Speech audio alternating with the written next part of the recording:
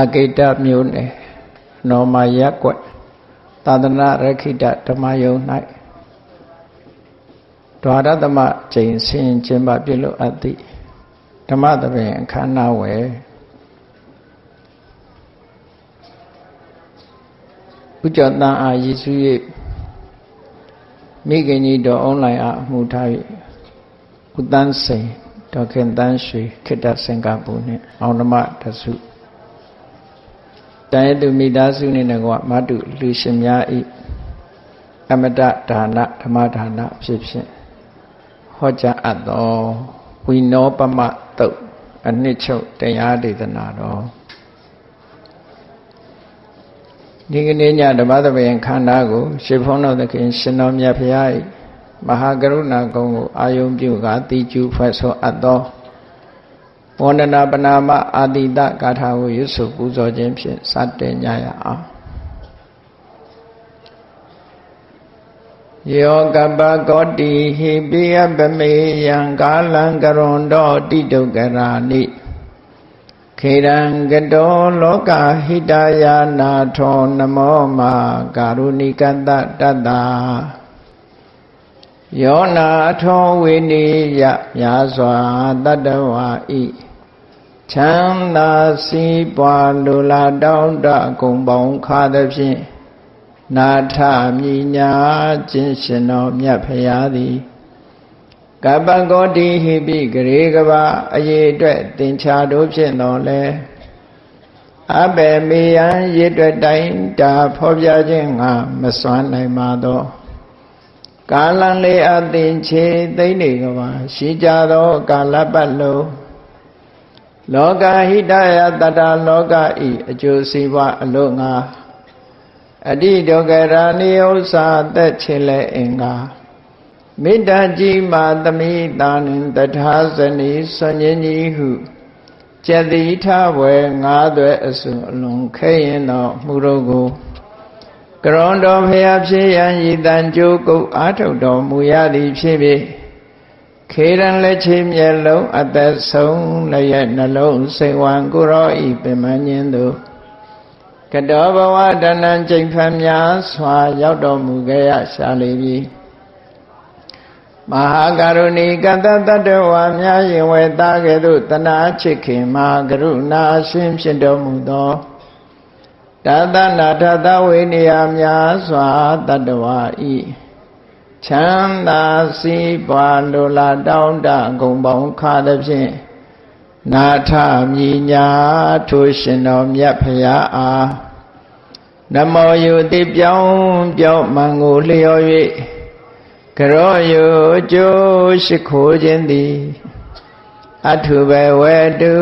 စင်စစ်မသွေဖြစ်ပါစေတည်း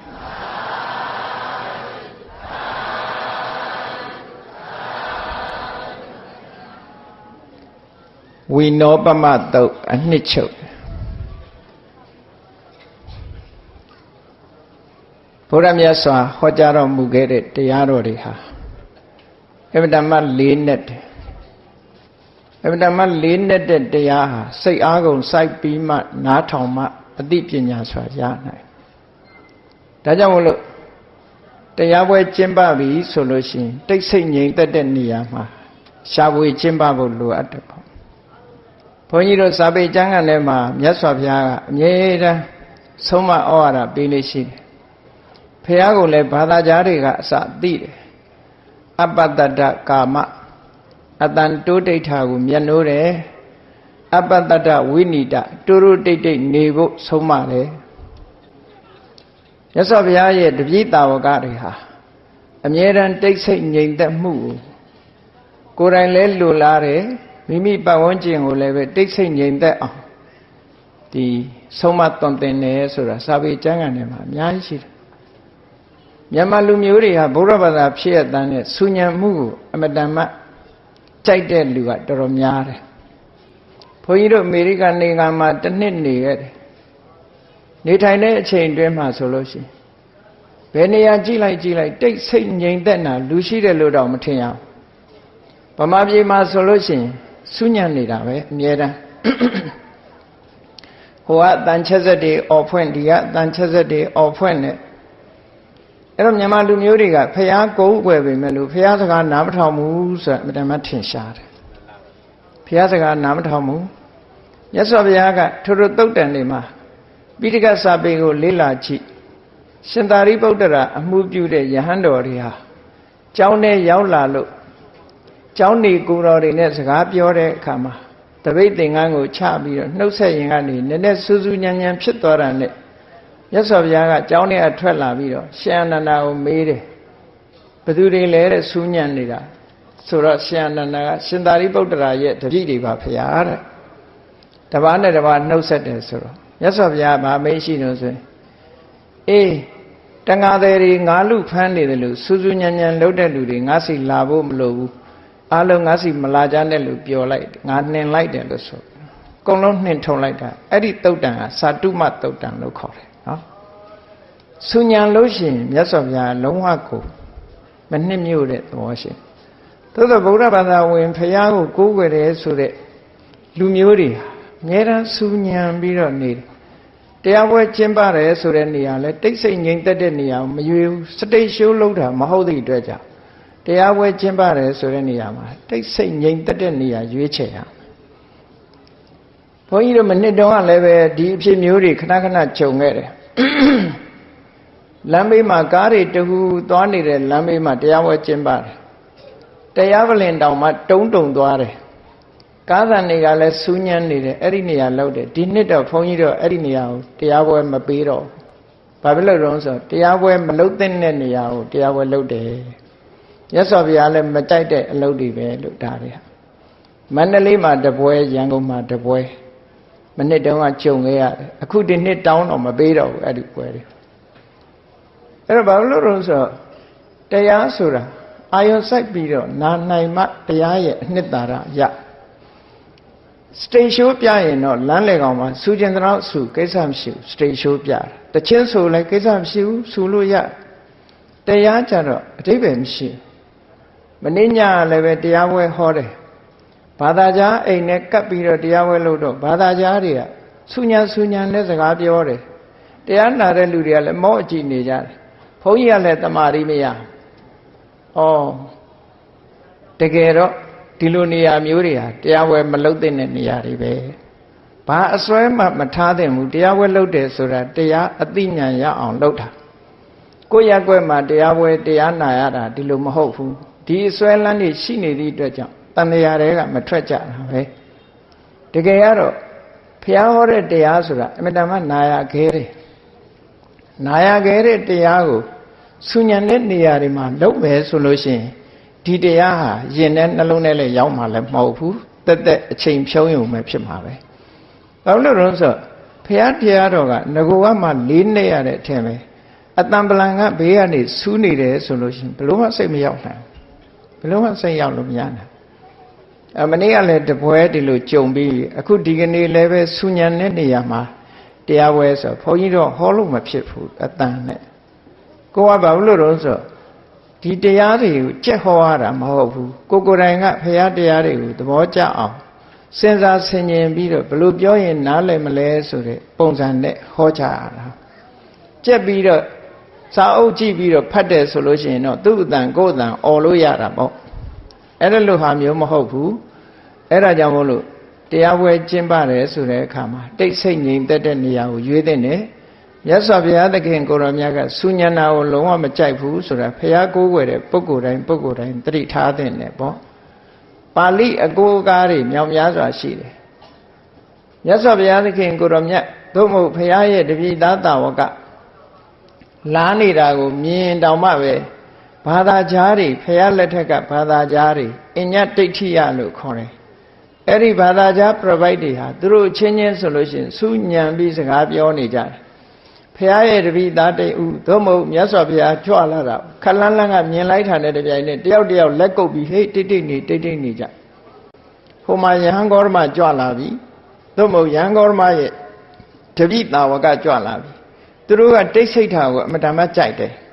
ဆူညံနေရင်တို့စီလာမှာမဟုတ်ဘူးတိတ်ဆိတ်မှလာမှာလို့ဒီလိုစာပေထဲမှာပိဋကတ်ထဲမှာတုတ်တန်တော်တော်များများမှာရှိတယ်ပေါ့အဲ့တော့မြတ်စွာဘုရားဟာအပ္ပတ္တကာမအတန်တိတ်ဆိတ်မှုကိုညှိုးတယ်တဲ့အပ္ပတ္တဝိနိတတူတူတိတ်တိတ်နေဖို့မြတ်စွာဘုရားအမြဲတမ်းဆုံးမတယ်တဲ့နော်အပ္ပတ္တဝဏဝါဒီတူတူတိတ်တိတ်နေတာကိုအမြဲတမ်းချီးမွမ်းစကားပြောတယ်ဒါကဗုဒ္ဓဘာသာဝင်နေမြန်မာလူမျိုးတွေမှာဗုဒ္ဓဘာသာလို့ဆိုပြီးတော့ဘုရားကိုကြီးညိုကိုးကွယ်ပေမဲ့လို့ဘုရားဘာကြိုက်တယ်လဲဆိုတာကိုမသိကြသိလည်းပဲမလိုက်နာဘူးဆိုတဲ့အဓိပ္ပာယ်မျိုးရောက်တယ်ဘုန်းကြီးတို့တခါမုံရမြို့မှာတရားဟောသွားတယ်တရားဟောသွားတဲ့အခါမှာဘုရားပြဝုံထဲမှာတရားဝဲကျင်းပတရားဝဲပြီးလို့ဘုရားရုပ်ပွားဆင်းတုတော်ရှိသွားပြီးတော့ကြော့တဲ့အခါမှာခန္ဓာကုရိတိုက်ထဲဝင်ကြော့တဲ့အခါနိုင်ငံသားတယောက်တရားအထုတ်နေတယ်ဘုရားရှိမှကမ္မထာအထုတ်ပြီးတော့ဘုရားကိုအာရုံပြုနေတာတွေ့ဘုန်းကြီးကဘုရားရှိဝင်ပြီးတော့ဝှချတော့သူကထိုင်ရာကကမ္မထာထိုင်တာကိုခိတ္တရက်ပြီးတော့ဘုန်းကြီးကိုသူကရှ िख ုံးဝှချပြီးတော့စကားစမြည်ပြောဖြစ်တယ်ပေါ့သူကအမေရိကန်ကလာတာသူ့နာမည်ကရောဘတ်ကနွန်လို့ခေါ်တယ်ကမ္မထာအားထုတ်ရင်ကနေဘုရားဘာသာဖြစ်လာသူကဘာပြောလဲလို့ဆိုရင်မြန်မာလူမျိုးတွေကတဲ့ဗုဒ္ဓဘာသာတို့သာဆိုတယ်တဲ့ဖះရှိလာလည်းပဲဒီပေါက်ဆိုင်ပေါက်ကလေးလို့ပေါ့လေချက်ချင်းလေးဝိုးလေးချပြီးစကားထိုင်ပြောနေကြတာတဲ့ဖះပရဝုံနဲ့သူကြည့်တယ်ဖះရှိမှာဖះကိုအာယုံပြုတ်ပြီးတိတ်တိတ်ဆိတ်ဆိတ်နေတာတခါမတွေ့ရဘူးတဲ့ဟောကဲ့ခံရတာနိုင်ငံသားအဲ့ဒါလို့ကဲ့ရဲ့သွားတာအဲ့တော့ဖះကြိုက်တာဘာကြိုက်တယ်လဲဆိုတာဘုရားဘာသာတွေသိဖို့အမှန်တမ်းလိုအပ်တယ်ဘာလို့လဲဆိုကိုဝယ်နေတဲ့ဖះရဲ့ဒီအကျင့်လေးတောင်မှမလိုက်နိုင်ဘူးဆိုတဲ့အခါကျတော့တို့တွေကဖះကိုဝယ်တာဘာအဓိပ္ပာယ်ရှိလဲဘာမှအဓိပ္ပာယ်မရှိဖះရဲ့အဆုံးအမလိုချင်လို့ဖះအဆုံးအမလိုက်နာဖို့ဖះကိုကိုးကွယ်တယ်အဲ့ဒါလို့မဟုတ်ဘဲနဲ့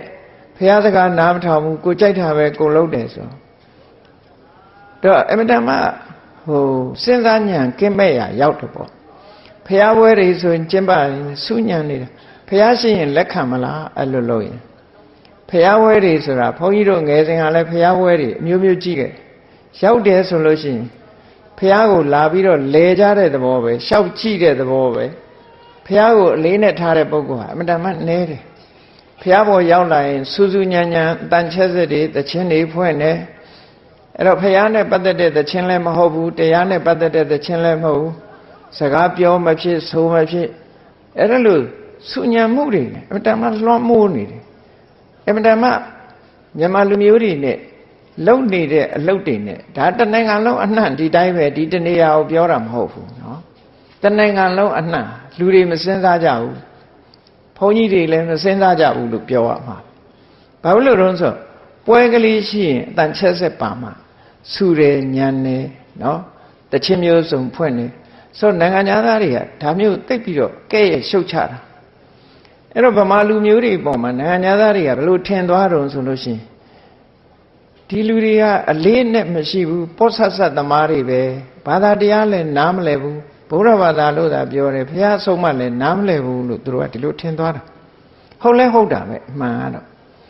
တကယ်ပွင့်ပွင့်လင်းလင်းပြောရမယ်ဆိုရင်ကိုမဟုတ်တာတွေအများကြီးပဲနော်စူးစူးညံ့ညံ့လှုပ်တာအမှန်တမ်းဆိုးဝါးတယ်အဲတခါတရားဆိုလို့ရှိရင်အတန်ချက်ဆက်ကြီးတွေနဲ့អော်ပြီးတော့ရှောက်ပြီးတော့ဖွင့်နေတယ်တရားဖွင့်အောင်အတန်ချက်ဆက်နဲ့ဖွင့်နေဆိုရင်တစ်ဖက်သားရဲ့အနှောက်အယှက်ဖြစ်တယ်အမေရိကန်နိုင်ငံတို့ဆိုလို့ရှိရင်ဟိုအိမ်ဒီအိမ်အတန်ကြားလို့ရှိရင်ရဲကိုတင်လို့ရတယ်သူတို့နိုင်ငံမှာအတန်ဆူညံလို့မှမဲ့အိမ်နာနီးချင်းတောင်မှဒီအိမ်ကအတန်ချက်ဆက်နဲ့သို့မဟုတ်ကက်ဆက်ရေဒီယိုကျယ်ဖွင့်လို့ဟိုအိမ်ကအတန်နေကြားတယ်ဆူညံတယ်ဆိုရင်သူက911ကိုနှိပ်လိုက်ပြီးတော့ရဲအကြောင်းကြားလိုက်တာပဲဘာလို့ဆိုသူတို့ဆူညံနေတယ်ပေါ့ဒီမှာအဲ့ဒါနဲ့လာပြီးတော့တားမြစ်ခံရတာဒါတွေမကဘူးအမေရိကန်နိုင်ငံတို့မှာဆိုလို့ရှိရင်ဒါအမေရိကန်နိုင်ငံကောင်းတာကိုပြောတာမဟုတ်ဘူးဒီဖျားကြိုက်တဲ့အကျင့်မျိုးတွေသူတို့စီမှာရှိတယ်ကောင်းတာကိုတော့ကောင်းတယ်လို့ပဲပြောရမှာပဲမကောင်းတာကိုမကောင်းဘူးလို့ပဲပြောရမှာသူတို့စီမှာတိတ်ဆိတ်ငြိမ်သက်တယ်ဘယ်နေရာမှာပဲဖြစ်ဖြစ်တရားအထုတ်လို့ရတယ်လမ်းပေါ်မှာကားတွေသွားတယ်ကားသာမြင်ရတယ်အတန်ကြားရအောင်နော်အိမ်တွေမှာလဲလူမရှိရလားလို့အောင်းမရတယ်တိတ်ဆိတ်ငြိမ်သက်နေတာပဲအဲ့တော့ခဏခေတ်မှာလဲပြောကြတယ်ဆူညံမှုဟာ noise pollution လို့ခေါ်တယ်ကျမရေးကိုလည်းထိခိုက်စေတယ်ကျမရေးကိုလည်းထိခိုက်စေတယ်အုံနောက်ကိုလည်းတုန်ခါမှုတွေအာကြည့်သည့်အတွက်ကြောင့်လူရဲ့ဒီအသိဉာဏ်ကိုလည်းပဲပျက်စီးစေတယ်လို့ဒီလိုဆိုတာအဲ့တော့ဗမာတွေရဲ့အုံနောက်ဟာဘလို့တွေဖြစ်နေမလဲသာစဉ်းစားကြည့်နာမခန္ဓာလောက်အောင်ဆူညံတဲ့အတန်ချက်ဆက်ကြီးတွေကိုသုံးပြီးတော့လုပ်နေတာဆိုတော့ဗမာလူမျိုးတွေရဲ့အုံနောက်ဟာဘယ်လိုပုံစံဖြစ်နေမလဲဆိုနိုင်ငံသားတွေကမြင်လို့ရှိရင်တချို့ကတော့ထင်တယ်ဗမာတွေကိုနိုင်ငံသားအထင်ကြီးတယ်လို့ကြီးလိုက်မယ်အဲ့ဒီမှာတည်တည်ချာချာသူတို့နဲ့ပေါင်းကြည့်ရင်ဒီလူတွေဟာသူငယ်နှက်စားတွေလို့ပဲဒီလိုပဲအောင်းမိတာဘာလို့လို့ဆိုတော့လောက်တာနဲ့ဟိုဟာနဲ့တခြားစီတွေတော်တော်များများတွေတွေ့ရတယ်ပေါ့ဆူညံမှုတွေဟာဒီနားနိုင်ငံတွေကြည့်မယ်ဆိုရင်မြန်မာနဲ့အိန္ဒိယဟာအဆူဆုံးနိုင်ငံနှစ်နိုင်ငံပဲတခြားနိုင်ငံတွေသွားကြည့်တိတ်ဆိတ်နေပဲဘာသာမှမကြားရဘူးကမ္မထာအားထုတ်လို့ရတယ်နေရာတိုင်းဟာကမ္မထာအားထုတ်လို့ရတယ်နိုင်ငံခြားမှာရောက်ဖူးနေဘူးတဲ့လူတွေသိပါဥရောပတို့အမေရိကတို့သွားတယ်ဆို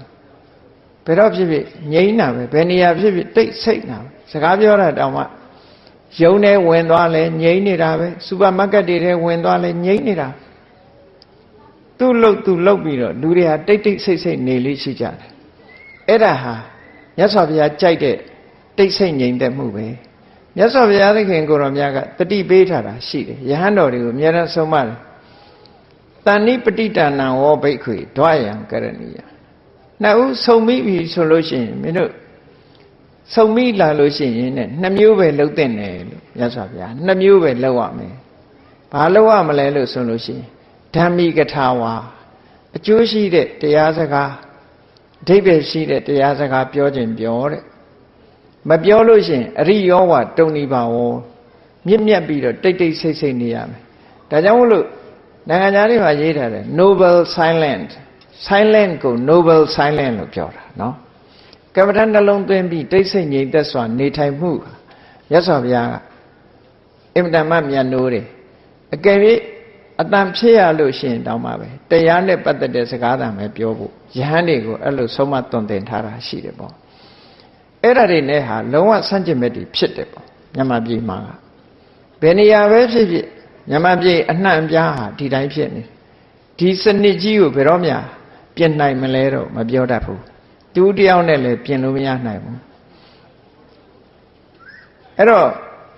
ဒီတရားပွဲတွေဘာတွေကျင့်ပပြီဆိုတဲ့အခါမှာအင်မတန်မှတိတ်ဆိတ်ငြိမ်သက်တဲ့ရက်တိတ်ဆိတ်ငြိမ်သက်တဲ့နေရာမျိုးရွေးချယ်ပြီးတော့လှုပ်တဲ့နေပေါ့ကိုယ်နေရာကိုယ်ဖျားပွဲကိုယ်ဟာဒီလိုပုံစံမျိုးနဲ့မလှုပ်တဲ့ဘူးပေါ့လှုပ်ရင်တရားပွဲဟာပျော်ပွဲရှင်ပွဲမဟုတ်ဘူး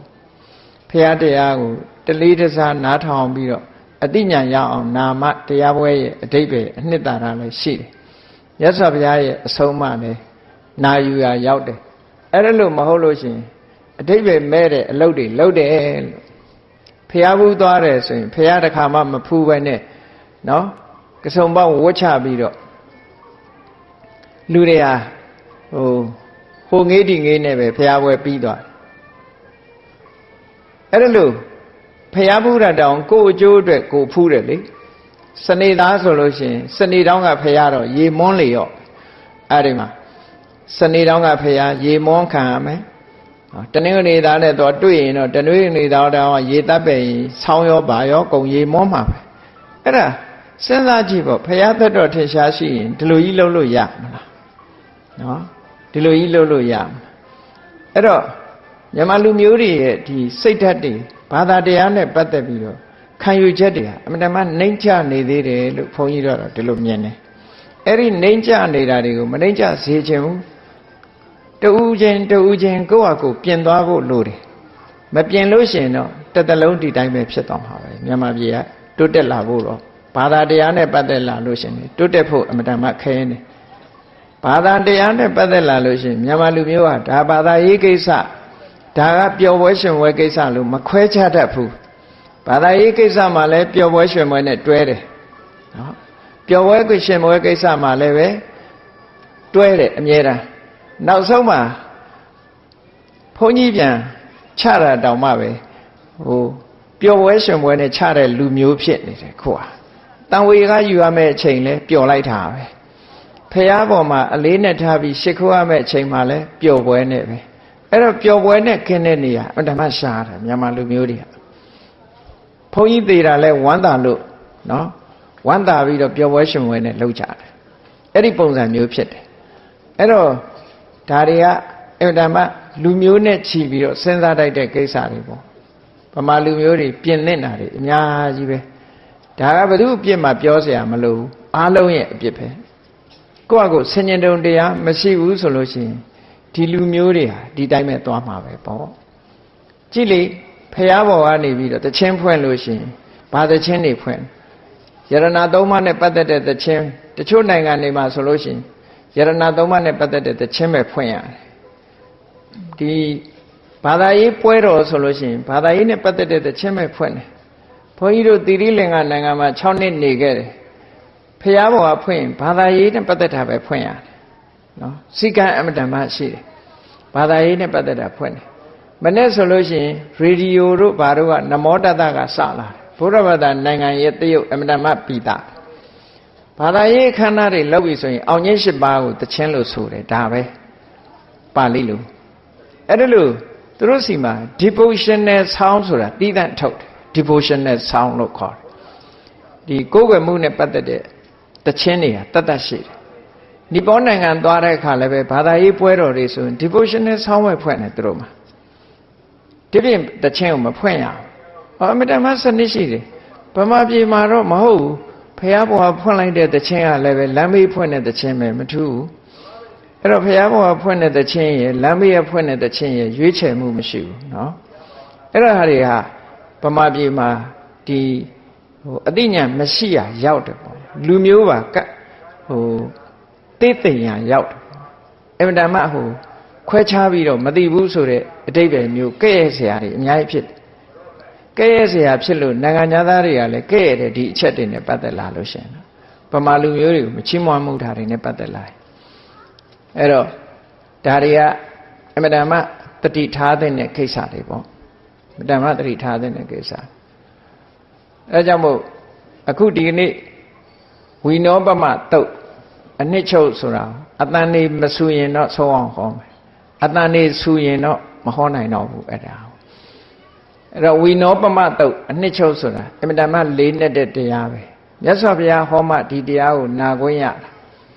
ဘုရားဟောတဲ့စီကနေပြီးတော့တစ်ဆင့်ပိဋကသုံးပုံထဲမှာပါတဲ့ဒီတုတ်တံ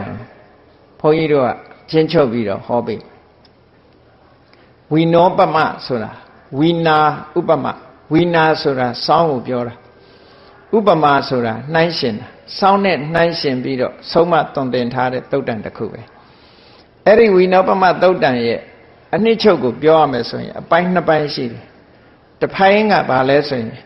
ကိုယ်စိတ်ကိုမကောင်းတဲ့အာယုန်တွေကိုတွားလို့ရှိရင်ထိမ့်သိမ်းဆောက်ရှောက်ရမယ်မထိမ့်သိမ်းမဲမနေရဘူးစိတ်ကိုတားမြစ်ရမကောင်းတဲ့အာယုန်တွေတွားတဲ့စိတ်ကိုတားမြစ်နိုင်ရမယ်မတားမြစ်လို့ရှိရင်မကောင်းတဲ့အာယုန်ဘက်ကိုစိတ်ရောက်သွားရင်အကျိုးမဲ့ဖြစ်စေနိုင်စိတ်ကိုလေ့ကျင့်တဲ့ဤစနစ်တစ်ခုကိုမြတ်စွာဘုရားကဒီတုတ်တံမှာရှေ့ပိုင်းမှာဟောတယ်နောက်ပိုင်းမှာကျတော့စောင်းဥပမာပေးပြီးတော့မြတ်စွာဘုရားခန္ဓာ၅ပါးထဲမှာငါဆိုတာရှိရလားငါဟာဆိုတာရှိရလားငါစွမ်းနိုင်တယ်ဆိုတဲ့အရည်အချင်းတွေရောရှိရလားဆိုတာကိုလိုက်ပြီးတော့ရှာလိုက်လို့ရှိရင်ငါဆိုတာလည်းမတွေ့ရဘူးငါဟာဆိုတာလည်းမတွေ့ရဘူးငါလုံနိုင်တယ်ငါစွမ်းနိုင်တယ်ငါသိတယ်ဆိုတဲ့ဒီလိုမာနထားเสียအရည်အသွေးတွေလည်းဘာတစ်ခုမှမရှိဘူးဆိုတာကိုစောင်းတဲ့ဥပမာပေးပြီးတော့မြတ်စွာဘုရားကဟောထားတဲ့ဝိပဿနာကျင့်စဉ်တစ်ခုပဲပေါ့အဲ့ဒီဝိပဿနာကျင့်စဉ်တစ်ခုရှေ့ပိုင်းမှာလူတွေကကိုယ်စိတ်ကိုဒီတရားကိုမသိလို့ရှိရင်လူတွေကကိုယ်စိတ်ကိုလွတ်ထားကြမလိုက်နာကြကိုယ်စိတ်ကိုလွတ်ထားလိုက်လို့ရှိရင်ဗမာပြည်မှာဘာတွေထိအောင်ပေါ်လာဘူးလို့ဆိုစိတ်တိုင်းထားဆိုပြီးတော့စိတ်ရှိတဲ့အတိုင်းထားရမယ်ဆိုပြီးတော့ဒီဝါဒပေါ်လာဘူးတဲ့ပေါ့စိတ်တိုင်းထားရမယ်ဆိုတဲ့ဝါဒပေါ်လာတယ်မြတ်စွာဘုရားဟောတာကဘယ်လိုတုံးဆိုလို့ရှိရင်စိတ်ကိုမကောင်းတဲ့အာယုံကိုတွားလို့ရှိရင်မတွားအောင်တားမြစ်ရမယ်ဒါမြတ်စွာဘုရားဟောတဲ့တရားအဲ့ဒီမှာစိတ်တားမြစ်မှုနဲ့ပတ်သက်ပြီးတော့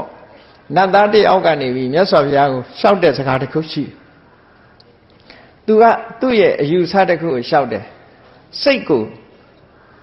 အာယုံအားလုံးကနေမသွားစေရဘူးတားမြစ်ရမယ်ဒါဗမာပြည်မှာလည်းအဲ့လိုပြောနေတာတွေရှိတယ်နော်အပြင်အာယုံလာသမျှအကုန်ပုတ်ထုတ်ဆိုပြီးတော့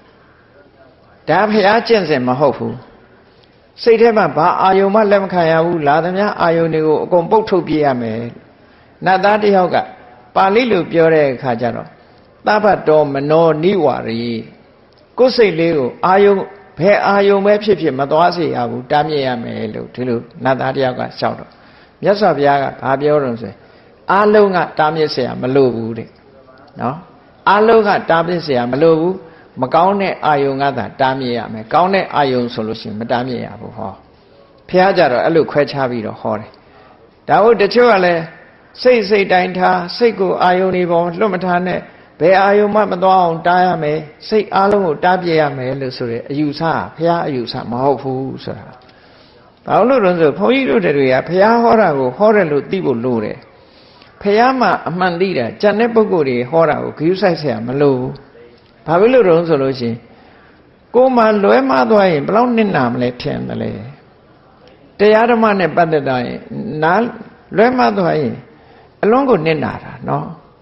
ကုံရှုံးရင်တစ်ခေါက်ဆိုတာနော်ဆရာရှုံးရင်တသန္တရာလုံးမှောက်တယ်လို့ဒီလိုပြောတာကုံရှုံးရင်တစ်ခါပဲရှုံးမယ်တရားဓမ္မနဲ့ပတ်သက်ပြီးတော့လွဲမှားစွာလုပ်ရင်တသန္တရာလုံးဒုက္ခရောက်သွားနိုင်တယ်ပေါ့ဒါကြောင့်မို့ဘုရားဟောတဲ့တရားအစစ်မှန်တွေသိနိုင်ခွင့်ရရင်တန်းနဲ့သိအောင်မကြိုးစားပဲနဲ့အမတ်တမဲ့ဟိုလူပြောဟုတ်နိုးဒီလူပြောဟုတ်နိုးဒီလိုယုံကြည်နေတယ်ဆိုလို့ရှိရင်တော့ဒါအမတန်မှမဟုတ်တဲ့ကိုယ့်ဘဝကိုနစ်အောင်လှုပ်ထားတဲ့အလားတရံတူတယ်ပေါ့အဲ့ဒီမှာနတ်သားတယောက်ကအာယုံအားလုံးကနေစိတ်ကိုတားပါလို့ဆိုတော့မြတ်စွာဘုရားမဟုတ်ဘူးအာယုံအားလုံးကတားเสียမလိုဘူးမကောင်းတဲ့အာယုံဒေါဘဒေါသမောဟဖြစ်เสียအာယုံကသာစိတ်ကိုတားရမယ်လို့အခုဒီဝိနောပမတုတ်တံကိုလေတုတ်တံမှာလည်းပဲအဲ့ဒီတိုင်းပဲဟောထားတာနော်အဲ့ဒီမှာမြတ်စွာဘုရားကဟောပုံလေးကိုနည်းနည်းကြည့်မြတ်စွာဘုရားဟောတော့ကတော့ဘိက္ခုနီတပည့်ယဟန်နေနဲ့တပည့်တာဝိကာ ဘိက္ခုနီမတွေကိုဥတည်ပြီးတော့ဟောပေးမယ်လို့အားလုံးအတွက်ဟောတဲ့တရားပဲဖြစ်တယ်ပေါ့ကဲဘဝနဲ့စဟပ်ပြီးတော့ကြည့်မယ်ဆိုရင်မြတ်စွာဘုရားဟောထားတဲ့တရားစိတ်ကိုတားဆိုတာဘယ်ဟာနဲ့ပတ်သက်ပြီးတော့တားမှာတော့ဆိုဘုန်းကြီးတို့တွေမှာစိတ်ဖြစ်ဖို့နေရာတွေစိတ်ဖြစ်ခြင်းရဲ့အကြောင်းတရားတွေဟာ6ခုရှိတယ်ပေါ့ဆိုပါစို့ဘယ်ကနေစဖြစ်လာတော့ဆိုရင်မျက်စိနဲ့အဆင်းအာယုံမြင်လာလို့ရှိရင်အဲ့ဒီအမြင်အာယုံပေါ်မှာစိတ်ဖြစ်တယ်နော်နားနဲ့အတန်ကိုကြားလာလို့ရှိရင်ကြားတဲ့အတန်ပေါ်မှာစိတ်ဖြစ်တယ်နှာခေါင်းနဲ့အနံ့ရလို့ရှိရင်အနံ့ရတဲ့အာယုံပေါ်မှာအနံ့အာယုံပေါ်မှာစိတ်ဖြစ်တယ်လျှာနဲ့အရသာကိုသိလို့ရှိရင်အရသာအာယုံပေါ်မှာစိတ်ဖြစ်တယ်ခန္ဓာကိုယ်နဲ့ထိတွေ့လို့ရှိရင်ထိတွေ့အာယုံပေါ်မှာစိတ်ဖြစ်တယ်စိတ်ထဲကစိတ်ကူးကြံစီလို့ရှိရင်စိတ်ကူးကြံစီတဲ့အာယုံပေါ်မှာစိတ်ဖြစ်တယ်တဲ့အဲ့ဒါလို့ဖြစ်တဲ့အခါမှာကြည့်မျက်စိကမြင်တဲ့အခါမှာဘာတွေဖြစ်တတ်တုံးကိုယ့်အကိုစဉ်းစားကြည့်မျက်စိကမြင်စရာအာယုံတစ်ခုကိုမြင်လို့ရှိရင်နှစ်သက်စရာအာယုံဖြစ်လို့ရှိရင်လိုချင်တဲ့ဆန္ဒနော်ဒီနေရာမှာမြတ်စွာဘုရားကတဏှာကိုဆန္ဒလို့သုံးထားတယ်ဘုရားဟောတဲ့ပါဠိတော်လေးကဘယ်လိုဆိုတာတော့ဆိုစက္ခုဝိညေယေတုရူပေတုဥပ္ပစ္စေယစက္ခုဝိညေယေတုဆိုတာစက္ခုပတာရကိုမှီပြီးတော့ဖြစ်ပေါ်လာတဲ့မြင်သိစိတ်ဖြင့်သိနိုင်တဲ့ရူပေတုရူပါယုံအဆင်းအာယုံတို့ပေါ်မှာတဲ့ဘာဖြစ်လာတော့ဆိုရင်ကောင်းတာတွေ့လိုက်တဲ့အခါကောင်းတဲ့အဆင်းအာယုံပေါ်မှာလူတွေဘာဖြစ်လဲဆန္ဒောဝါရာဂောဝါဆန္ဒဆိုတာလိုချင်တဲ့စိတ်ဟုတ်တယ်လေစူပါမားကတ်သွားကြည့်ပါလားလှတာလေးတွေ့ရင်ဟာဒါလေးလိုချင်လိုက်တာဆိုရယ်ဆန္ဒအရင်ဖြစ်တယ်ဆန္ဒဖြစ်ပြီးတဲ့အခါမှာဒါကလိုချင်လို့တောင်းတတဲ့တဏှာရလာပြီဆိုလို့ရှိရင်သိမ့်ပိုက်ထားတဲ့ရာဂဆွဲလန်းတဲ့ရာဂဖြစ်လာဆန္ဒဖြစ်တဲ့ဆန္ဒဆိုတာနှုသေးတဲ့တဏှာမရသေးခင်ဖြစ်ပေါ်တဲ့အရာရာဂဆိုတာရပြီးတွေ့တာသိမ့်ပိုက်ထားတဲ့တဏှာလို့ဆိုလိုတယ်ဆန္ဒဆိုတာအနုစာရာဂဆိုတာအရင်စာဟုတ်မဟုတ်ကိုယ့်ကိုစဉ်းစားကြည့်နှစ်သက်เสียအမြင်အာယုံလေးတစ်ခုမြင်အဲ့ဒီအာယုံပေါ်မှာဆန္ဒဖြစ်စေရာဂဖြစ်စေလိုချင်တဲ့ဆန္ဒဖြစ်စေတွေ့တာတဲ့ရာဂဖြစ်စေတစ်ခုဖြစ်လာတယ်ဒါကောင်းတဲ့အာယုံဖြစ်ရင်ဒီတိုင်းမြတ်စွာဘုရားကအဆင်းအာယုံလို့တင်ပြောလိုက်တာပစ္စည်းတွေတရုပ်ထုတ်နေမယ်ဆိုကုန်နိုင်မှာမဟုတ်ဘူးလေပစ္စည်းတွေကိုတရုပ်မထုတ်ဘူးအဲ့ဒီထဲမှာမျက်စိနဲ့မြင်ရတဲ့အဆင်းအာယုံဆိုတဲ့ထဲမှာဟုတ်လားပန်းလဲပါတယ်အဝတ်အစားတွေလည်းပါတယ်ကားတွေလည်းပါတယ်တိုက်တွေလည်းပါတယ်အကုန်ပါတယ်ဒီထဲမှာနော်တခုတည်းနဲ့ခြုံငုံပြီးတော့မြတ်စွာဘုရားပြောလိုက်တာမျက်စိနဲ့မြင်လို့ရတဲ့အလှအပမှန်တယ်များဒီထဲမှာအကုန်ပါတယ်ပစ္စည်းနဲ့တရုပ်ထုတ်ပြောမယ်ဆိုရင်ကုန်ထိုင်ွယ်ရမရှိဘူးလေလောကမှာအဲ့ဒါကြောင့်မို့လို့မျက်စိနဲ့မြင်ပြီးတော့သိရတဲ့အဆင်းအာယုန်ဒီပေါ်မှာတဲ့လိုချင်တဲ့ဆန္ဒတွေ့တာတဲ့ရာဂဒီနှစ်ခုဖြစ်နိုင်တယ်ဖြစ်လာနိုင်တယ်တဲ့နောက်တစ်ခါပြောပြန်တယ်ကိုမကြိုက်တဲ့အရာကြတော့လူတွေကဘာဖြစ်လာတော့ဆိုမလိုချင်တဲ့မုန်းတီးတဲ့ဒေါသဖြစ်တယ်နောက်တစ်ခါကျတော့စိတ်ရဲ့ထိခိုက်မှုဆိုတဲ့အမျက်ထွက်မှုဆိုတာဖြစ်တယ်ဒေါသကလည်းအနုအယင်နှစ်ခုပေါ့စတင်ဖြစ်တာကဒေါသရင့်ကျက်လာတာကြတော့ပဋိက္ခလို့ခေါ်တယ်ဆန့်ကျင်မှုတွေဖြစ်ပေါ်လာတယ်လို့ဒီလိုဆိုလိုတယ်အဲ့ဒီဆန့်ကျင်မှုတွေဖြစ်ပေါ်လာမယ်နောက်တစ်ခါအမှန်မသိတဲ့အာယုံပေါ်ကြတော့ဘာဖြစ်လဲဆိုမောဟဖြစ်လာပြန်တယ်ဟုတ်ကဲ့မျက်စိမြင်တဲ့အဆင်းအာယုံပေါ်မှာကြည့်ရင်ဘာဖြစ်လို့ဆိုရာဂရင်လည်းဖြစ်မယ်ဒေါသရင်လည်းဖြစ်မယ်မောဟရင်လည်းဖြစ်မယ်ဒီသုံးခုပဲဖြစ်တာပဲဘုန်းကြီးတို့တွေအဲ့ဒါလို့ရာဂဒေါသမောဟဖြစ်နိုင်တဲ့အာယုန်တွေနဲ့ကျုံလာလို့ရာဂဒေါသမောဟဖြစ်လာပြီဆိုရင်ဘာလုပ်ရမလဲဆိုရင်မြတ်စွာဘုရားတားတော့တယ်အဲ့ကြတော့စိတ်လိုချင်တဲ့အာယုန်ကိုဆက်ပြီးတော့မတွေးနဲ့တဲ့မုန်းတီးတဲ့အာယုန်ကိုလည်းဆက်မတွေးနဲ့နော်အမှန်မသိတဲ့အာယုန်ကိုလည်းဆက်ပြီးတော့မစင်စားနဲ့တော့အဲ့ဒါဆက်စင်စားရင်လိုချင်စရာအာယုန်ဆိုဒေါသတွေထပ်လောဘတွေထပ်တိုးလာမယ်ဒီမုန်းတီးစရာအာယုန်ဆိုရင်ဒေါသတွေထပ်ဖြစ်လာလိမ့်မယ်အမှန်မသိတဲ့အာယုန်ဆိုမောဟတွေထပ်ပြီးတော့ဖြစ်ပေါ်လာလိမ့်မယ်အဲ့ဒါကြောင့်မို့လို့အဲ့ဒီလောဘဒေါသမောဟဆိုတဲ့ကိလေသာဖြစ်တဲ့အာယုန်တွေပေါ်မှာစိတ်ကိုမသွားစေနဲ့တဲ့တားတဲ့ဘာဖြစ်လို့တုံးဆိုတော့အဲ့ဒီလမ်းကိုမသွားနဲ့ဆိုတာဘာလို့တုံးဆိုအန္တရာယ်ရှိတယ်ပေါ့နော်အန္တရာယ်ရှိတယ် လောဘဖြစ်တဲ့လမ်းကိုစိတ်သွားနေလို့ရှိရင်လောဘကြီးလာမှာဒေါသဖြစ်တဲ့အာယုံဘက်ကိုစိတ်ကသွားနေရင်ဒေါသကြီးလာမှာမောဟဖြစ်တဲ့အာယုံဘက်ကိုစိတ်သွားရင်မောဟကကြီးထွားလာကြီးထွားလာမှာဖြစ်လို့မကြီးထွားအောင်တားပေးပါလို့ဒီလိုဟောတာမြတ်စွာဘုရားအဲ့ဒါဘေးရန်အန္တရာယ်ရှိတဲ့လမ်းပဲအဲ့ဒီလမ်းမျိုးမသွားစေနဲ့မှားယွင်းတဲ့လမ်းဖြစ်တဲ့သူတော်စင်တွေဆိုရင်အဲ့ဒါမျိုးရအောင်တားတယ်ကိုယ်စိတ်လေးကိုမသွားစေဘူးနော်သူတော်ကောင်းတွေလိုက်နာတဲ့လမ်းမျိုးမဟုတ်ဘူးသူတော်ကောင်းတွေရှောက်လန်းတဲ့လမ်းမဟုတ်ဘူးဒီလမ်းမျိုးကိုကိုယ်စိတ်မသွားအောင်တားမြစ်အောင်ကြိုးစားပါလို့စိတ်ကိုတားမြစ်ဖို့အတွက်ဒီဟာကိုမြတ်စွာဘုရားဟောတာဥပမာလေးနဲ့ပေးထားသေးတယ်ဘယ်လိုဥပမာပေးထားတုံးဆိုဒါကတော့တောအလူတွေပို့ပြီးတော့နားလဲတယ်ပေါ့စဘာကင်းကစိမ့်စိမ့်လေးနော်စဘာကင်းစိမ့်စိမ့်မှရှိတဲ့နွားကလည်းစိမ့်စိမ့်မြင်စားချက်နဲ့လေလွတ်ထားတယ်နွားဆောင်တဲ့ပုဂ္ဂိုလ်ကလည်းပဲအမှတ်တမဲ့နေတယ်ခရီးမဆိုင်ဘူးနွားကိုခရီးမဆိုင်ဘူးလွတ်ထားတယ်ဒီစဘာကင်းကလည်းစိမ့်နေတယ်နွားကလည်းငတ်နေတယ်စားချက်နဲ့နွားထိန်နဲ့နွားကြောင်သားကလည်းမဆောင်ဘူးဆိုလို့ရှိရင်ဘာဖြစ်မလဲဆိုတော့အဲ့ဒီနွားဟာအခင်းထဲဝင်ပြီးတော့စားကြတယ်လို့စားမှာပဲဟာအဲ့တော့စဉ်းစားကြည့်မယ်ဆိုလို့ရှိရင်ဒီဥပမာဘာကိုပြောတာတုံးဆိုဒီစဘာကင်းစိမ့်စိမ့်လေးနဲ့အာယုန်နဲ့တူတယ်နွားနဲ့စိတ်နဲ့တူတယ်နွားကြောင်သားနဲ့တတိနဲ့တူတယ်နွားကြောင်သားဆိုတဲ့တတိကမထိန်ဘူးဆိုလို့ရှိရင်ဒီနွားဟာစဘာကင်းနဲ့ဝင်ပြီးတော့စဘာပင်ကြီးစားတော့မှာပဲစားရင်ဖြစ်ပေါ်လာမဲ့အကျိုးဆက်တွေကဘာတွေတုံးဆိုစဘာကင်းပိုင်ရှင်နဲ့တွေ့ရင်ဓာတ်တက်မယ်နွားဖမ်းခံရမယ်နော်ဓာတ်ရိုက်ခံရမယ်ဟောဒါတွေဖြစ်လာမှာပဲလေဒါအ ਨੇ ဆုံးအပြစ်ကိုပြောတယ်ဖန်စီထောင်ချတို့ရောကြီးပေးရတာတို့ဘာတို့အကုန်လုံးလာတော့မှာပြဿနာတွေတက်လာမြတ်စွာဘုရားအဲ့ဒီဥပမာပေးတာအဲ့တော့ဘာလို့ရမလို့ဆိုလို့ရှိရင်မြက်ခင်းစိမ့်နာစိတ်မစီကိုယ်နဲ့မဆိုင်ဘူးနွားခင်းဒီစဘာကင်းကစိမ့်နာကိစ္စမရှိဘူးသို့တော့နွားကြောင်သားကတတိနဲ့နေရမယ်နွားကလည်းပဲမျက်စိမ့်စိမ့်ဆိုစားကျင်တဲ့နွားသူကသူ့တဘာဝပဲအဲ့တော့ဘာလို့ရမလဲလို့ဆိုရင်နွားကြောင်သားကတတိထားနေရမယ်အမြဲတမ်းဒီကောင်စဘာကင်းနဲ့ဆင်းမလားခေါင်းလှဲ့နေကြတဲ့တတိထားလှဲ့လိုက်တာနဲ့တပြိုင်နဲ့နွားကိုနှစ်ဖားကျုပ်ကနေဆွဲပြီးတော့ဂျိုကြားကိုနာနာတပြာနဲ့ထုပေးရမယ်တဲ့နော်နှစ်ဖားကျုပ်ကိုနာနာတင်းတင်းဆွဲပြီးတော့မှတ်လောက်သားလောက်အောင်ဂျိုရိုက်ပေးရမယ်ရိုက်ပေးလိုက်တဲ့အခါကျတော့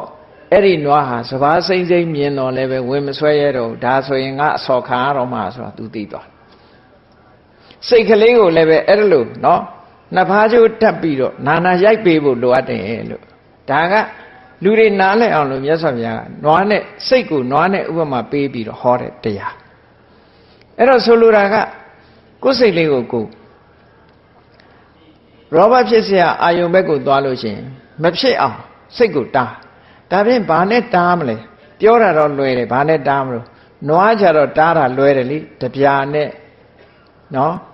နှစ်ဖားကျိုးကိုဆွဲပြီးတပြာနဲ့ရိုက်ရတာဒါနွားတော့အဲ့လိုလုပ်လို့ရတယ်စိတ်ချတော့နှစ်ဖားကျိုးတက်ပြီးတပြာနဲ့ရိုက်လို့ရမှာမရတာကိုမရတော့ဘယ်လိုလုံးအောင်မလုပ်ဆိုတော့ကိုယ်စိတ်လေးကဒီနှစ်သက်စရာအာယုံဘက်ကိုဥလဲပြီးတော့သွားနေပြီဆိုလို့ရှိရင်ဘာလို့ရမလဲလို့ဆိုတဲ့အခါအတုပတင်ညာကိုဆင်ခြင်ပေးရမယ်နော်မတင့်တယ်ဘူးဆိုတဲ့ဒီအစင်းအာယုံနဲ့ပတ်သက်ပြီးတော့အတုပတင်ညာနဲ့စိတ်ကမကြိုက်ဘူးအတုပတင်ညာကိုမလှပဘူးမတင့်တယ်ဘူးဆိုတဲ့ဘက်ကနေလှက်ပန်းပြီးတော့တွေးရမယ်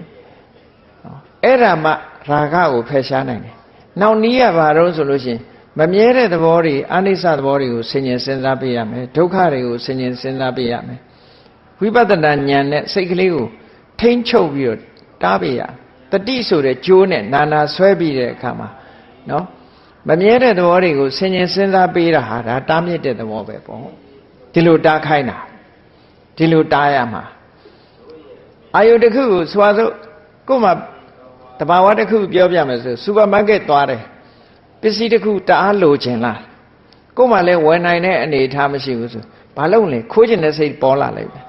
ဖြစ်တတ်တယ်နော်အဲ့ဒါကြတော့ဘာလို့ရမလဲလို့ဆိုတဲ့အခါစဉ်းစားဒီပစ္စည်းလေးကအခုသာလှတာခဏနေလို့ရှင်ပြတ်သွားမှာပဲ သိမခံဘူးနောက်ဆုံးကြတော့လမ်းဘေးရောက်သွားမှာပဲလို့ကိုယ်စိတ်ကနေပြီးတော့မကောင်းတဲ့ဘက်ကနေလှည့်တွေးပေးထားတယ်ငါလည်း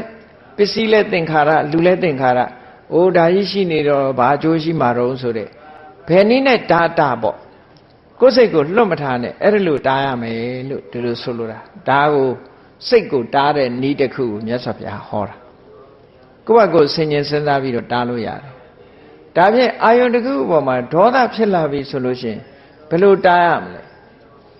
အာယုန်တစ်ခုအပေါ်မှာဒေါသဖြစ်လာပြီဆိုလို့ရှိရင်ခုနကအနိစ္စတင်ညာနဲ့တားလို့ရတယ်ဒေါသရဲ့တိုက်ရိုက်ဆက်ကျင်ဘက်ကတော့ဘာတော့ဆိုလို့ရှိရင်မေတ္တာနဲ့တားလူတယောက်ကိုမုန်းတီးလာပြီဆိုလို့ရှိရင်အဲ့ဒီမုန်းတီးတဲ့စိတ်ပြေပြောက်သွားအောင်သူ့မှာချစ်ခင်စရာအမှုရာချစ်ခင်စရာအကွက်ကိုရှာပြီးတော့မေတ္တာပွားနိုင်ရမယ်နောက်ဆုံးမှာမေတ္တာပွားလို့မရလို့ရှိရင်အေးအလုံးဟာဒီနေ့သေကြမှာပဲနောက်မကြခင်သေကြမှာပဲဆိုတဲ့စဉ်းစားဆင်ခြင်မှုနဲ့လည်းပဲအမုန်းတရားကိုဖြေပြောင်းလို့ရတယ်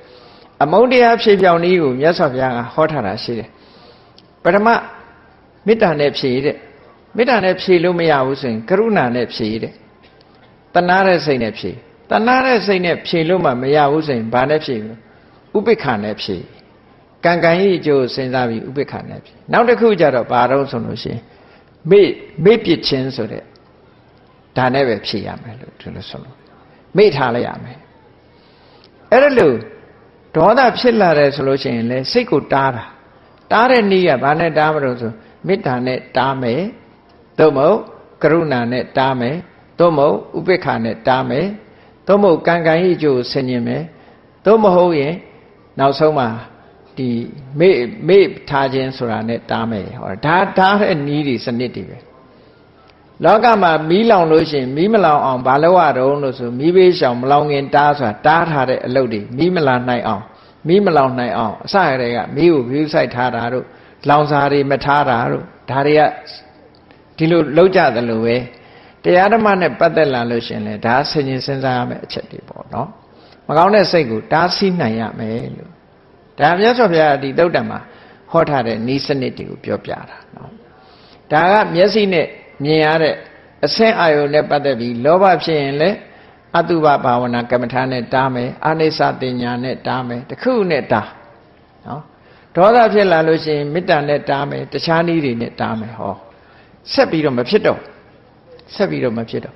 မောဟဖြစ်လာရင်ဘာနဲ့တားမလို့ဆိုရင်အတိညာရအောင်လုပ်ရမယ်အဲ့ဒါကြမောဟဖြစ်လာလို့ရှိရင်မသိရင်သိအောင်လုပ်မယ်ပေါ့တရားနာမယ်တရားစာအုပ်တွေဖတ်မယ်ဒီလိုဆွေးနွေးပြီးတော့တရားဓမ္မကိုကိုယ်တဏ္ဍာမှာအသိဉာဏ်တွေရအောင်လုပ်ခြင်းဖြင့်ဒီစိတ်ကိုမောဟမဖြစ်အောင်တားတဲ့နည်းဒီလိုဆိုလိုတာအဲ့ဒီတိုင်းပဲနားကကြားတဲ့အတန်နှာခေါင်းကနမ်းရှူရတဲ့အနံ့လျှာကနေပြီးတော့အရသာခံရတဲ့အရသာခန္ဓာကိုယ်ကထိတွေ့လာတဲ့အထိတွေ့နော်နောက်ထပ်စိတ်ကူးစိတ်တန်းထဲမှာဝင်လာတဲ့အာယုံအဲ့ဒါနေနဲ့ပတ်သက်လာလို့ရှိရင်လေလောဘဖြစ်မယ်ဆိုလို့ရှိရင်စိတ်ကိုတားဒေါသဖြစ်လာမယ်ဆိုရင်လည်းစိတ်ကိုတားမောဟဖြစ်လာမယ်ဆိုရင်လည်းစိတ်ကိုတားဘာနဲ့တားမလို့ဆိုခုနကနေတရားအာယုံတစ်ခုနဲ့တားရမယ်တရားဆိုတာဘယ်တရားပဲနှလုံးသွင်း